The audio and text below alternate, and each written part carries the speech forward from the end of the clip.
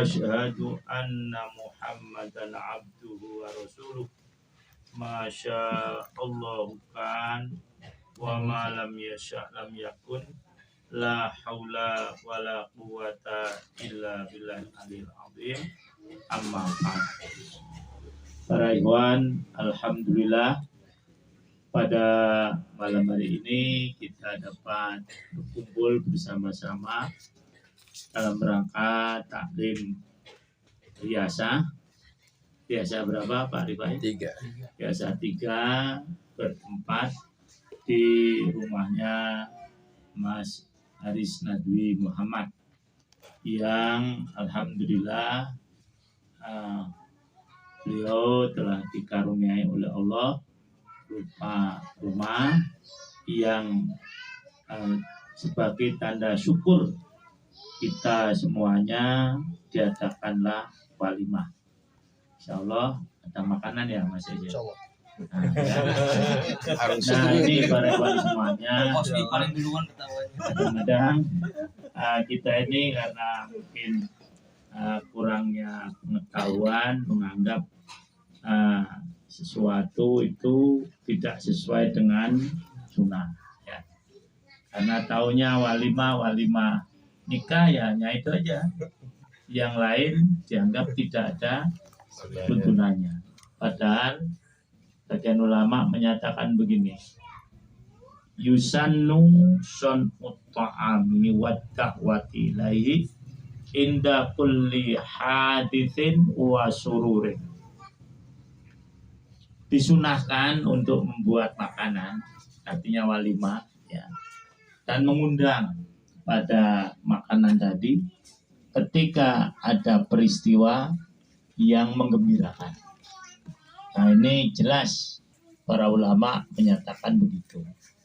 Secara umum ya, jadi kita berkumpul karena ada sesuatu yang menggembirakan, termasuk kita malam hari ini karena sudah tentu Mas Ais merasa gembira punya rumah, begitu juga tetangga mungkin gembira juga punya tetangga Mas Ais ya. Mudah-mudahan ya.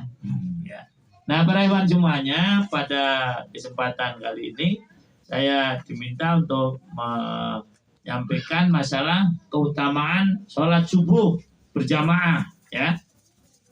Karena memang sholat itu memang sholat subuh ini. Coba para ikhwan semuanya yang baca Quran buka surah Al-Isra. Aqimis sholat, dirikanlah sholat.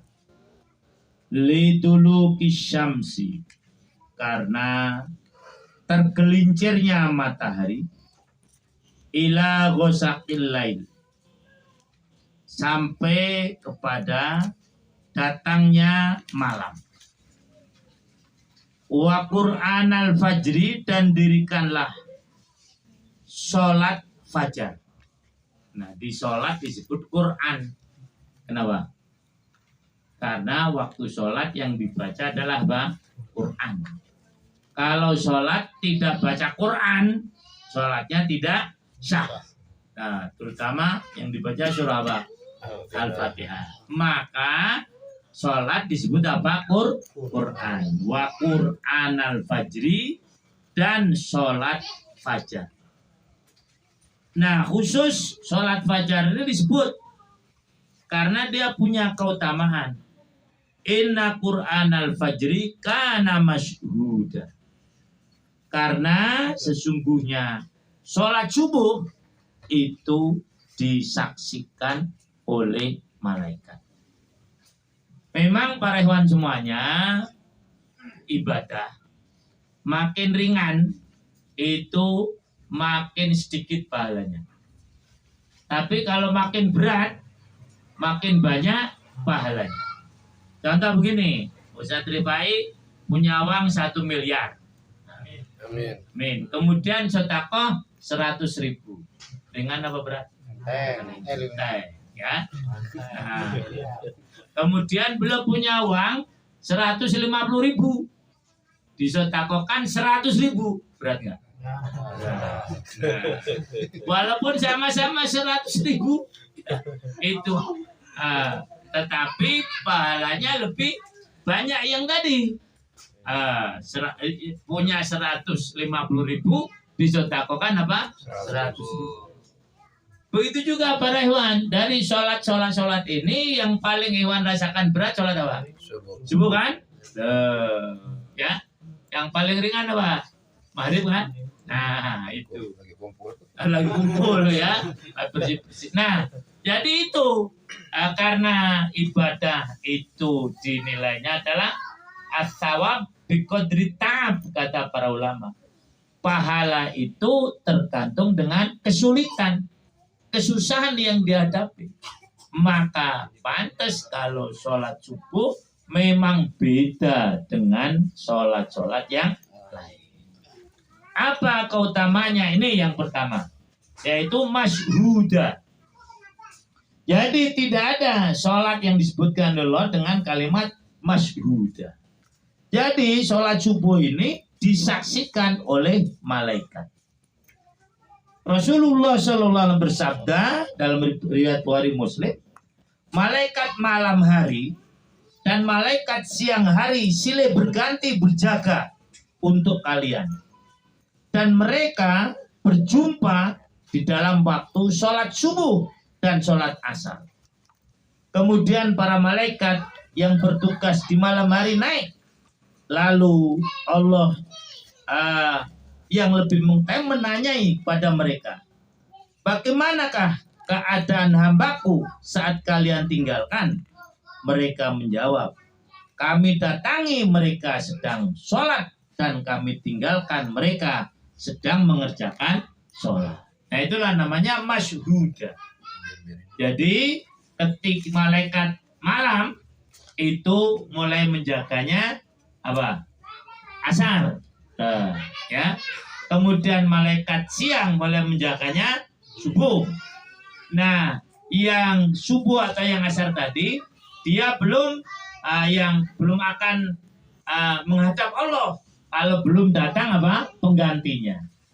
Begitu juga yang menjaga waktu malam, dia tidak akan menghadap Allah kalau belum ada yang menggantikan. Nah, ketika datang yang menggantikan, kemudian mereka meninggalkan manusia yang dijaga, lalu ditanya, sedang apa kamu tinggalkan hambaku? Mereka sedang sholat. Nah, ini tadi. Jadi waktu asar dan waktu subuh itu adalah sangat penting, ya. Oleh karena itu, inilah yang kadang-kadang terlena kita, ya. Memang para hewan semuanya, waktu-waktu inilah yang sering kita semuanya ya merasa berat, ya.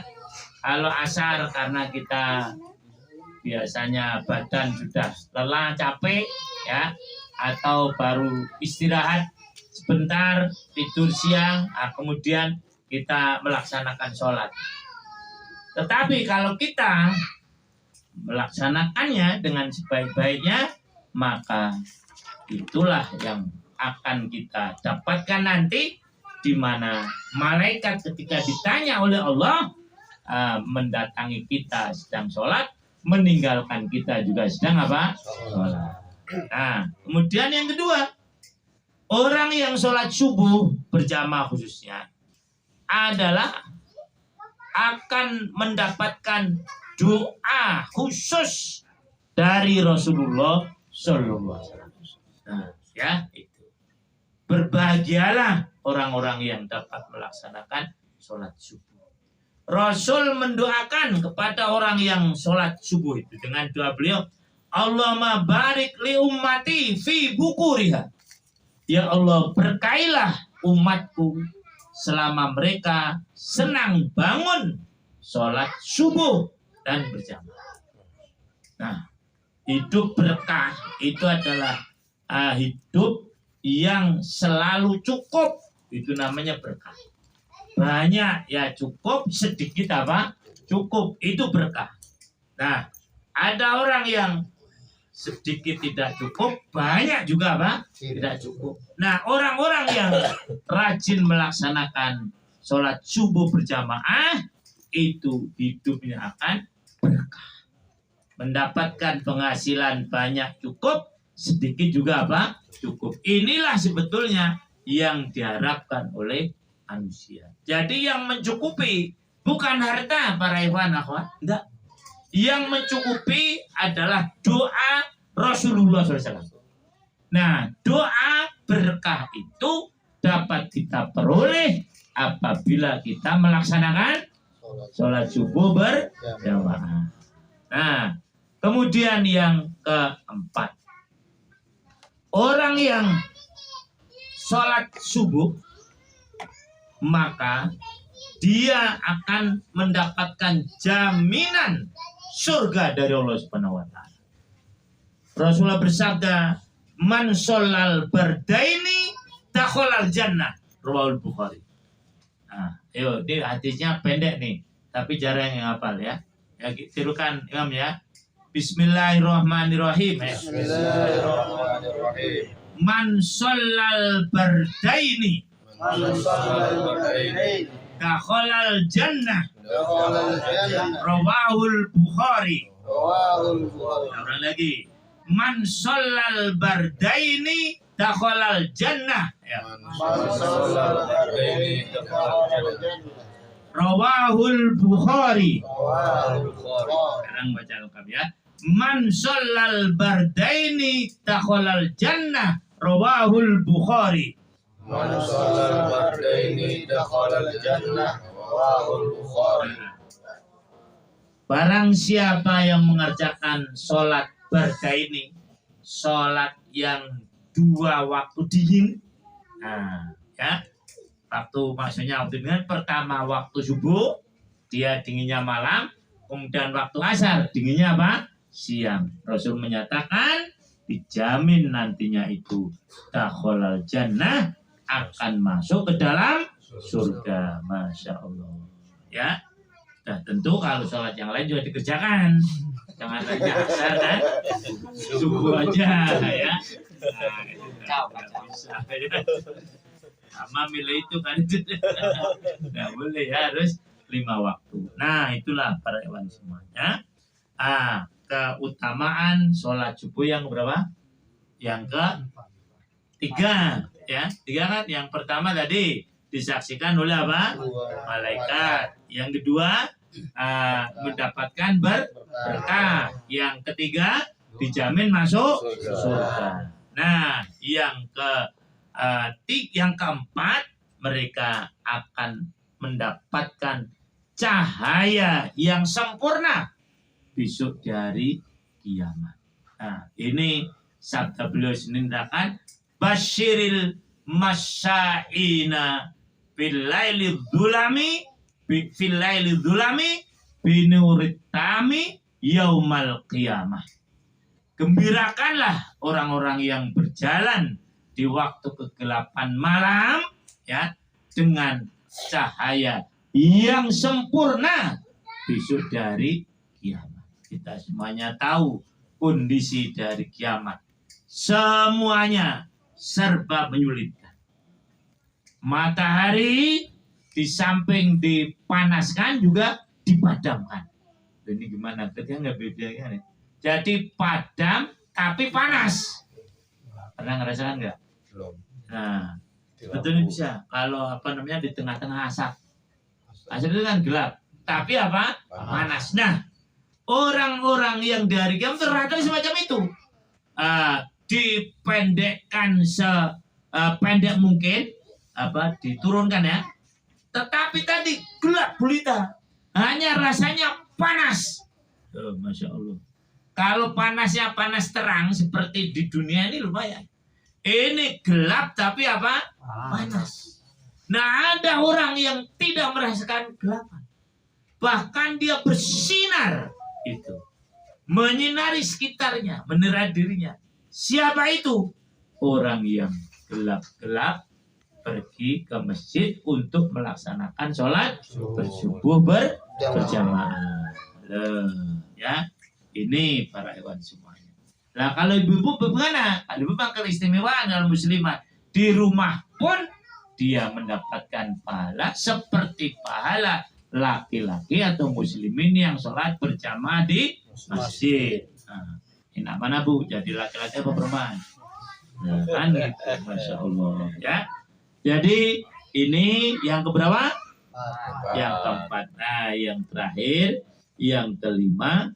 Nah, ini yang juga harus kita hindari betul. Diselamatkan dari sifat munafik. Kita semuanya tahu bahwasanya orang munafik itu siksaannya lebih berat daripada orang kafir. Nah, ya ini. Mereka itu fitarkil asfali minanar. Nah, kita semuanya akan bisa diselamatkan oleh Allah dari sifat kemunafikan itu apabila kita dapat melaksanakan sholat subuh berjamaah. Ya, mudah-mudahan kita semuanya diringankan oleh Allah Subhanahu wa taala untuk dapat melaksanakan sholat subuh berjamaah. Yang terakhir, siapa yang keenam ya? Siapa yang melaksanakan sholat subuh berjamaah, maka dia seperti dia akan mendapatkan pahala seperti orang yang sholat tahajud semalam subuh. Masya Allah. Ya ini.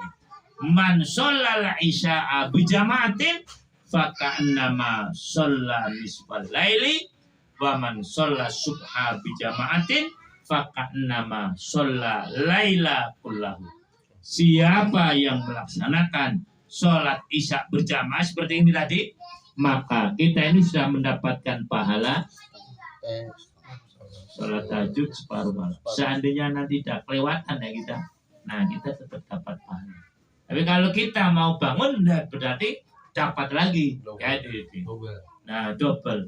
Nah, kalau sholat subuh berjamaah, nah itu seperti sholat malam semalam subuh. Nah, inilah dorongan dari Rasulullah Sallallahu Alaihi Wasallam untuk dapat melaksanakan sholat subuh berjamaah. Dan sholat subuh kita seperti sholat Jumat yang dengan itulah insya Allah Masjidil Aqsa akan terbebas. Karena orang-orang Yahudi menyatakan, masih ingatkan dulu, bahwasanya kami tidak takut, kata mereka, dengan jumlah umat Islam yang banyak. Kami tidak takut dengan persenjataan Islam yang lengkap. Kami tidak takut. Kami tidak takut dengan kualitas sumber daya manusia. Tidak takut. Kami baru takut apabila sholat subuh mereka itu seperti sholat Jumat. Allahu Akbar. Allahu Akbar. Allahu Akbar. Al-Aqsa. Demikian yang dapat saya sampaikan. Saya langsung pamitan ya. Saya tidak ikut makan karena tidak makan ya. Yang lain harus ikut makan ya. Nah, jadi demikian para Iwan, Ustaz Rifai, saya langsung izin ya. Pak Wasmi sini dulu, nggak apa-apa. Ya. Itu kalau perlu pakili makanan saya. Ya. Demikian para Iwan, mudah ada manfaatnya dan kami atas nama keluarga Mas Ais ya menyampaikan jazaan kathiron. Pertama kepada Rois Riyasa 3 Ustadz Rifai yang telah berkenan dan menyediakan para hewan taklim di rumah kami ini. Yang kedua kepada Lajnah khususnya Pak Akhirul Soleh yang telah memimpin acara ini, dan yang ketiga para hewan yang sudah hadir di tempat ini. Nah, betapa sedihnya kami kalau para hewan tidak hadir ya, karena kami sudah masak untuk berapa orang? 200 orang. Khusus. Ya, mudah-mudahan cukup ya. Amin. Demikian para hewan semuanya, mudah-mudahan manfaatnya, mendapat pelajaran yang berkenan. Assalamualaikum warahmatullahi wabarakatuh.